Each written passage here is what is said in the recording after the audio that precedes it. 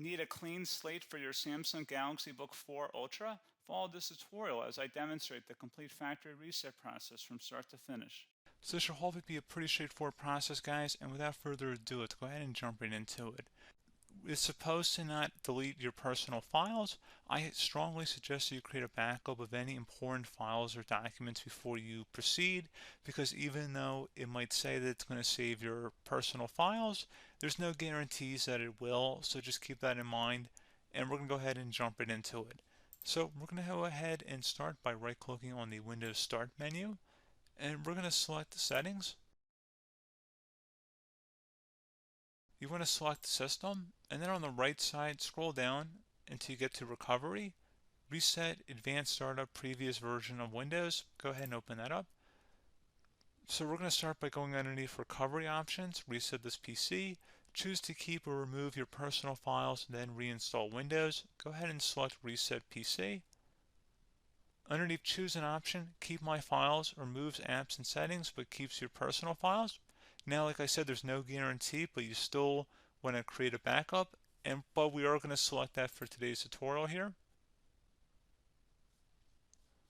And it's going to ask how would you like to reinstall Windows. I usually do a local reinstall, so that's what I'm going to select. And current settings is going to reinstall Windows from this device, and then we're going to select next again.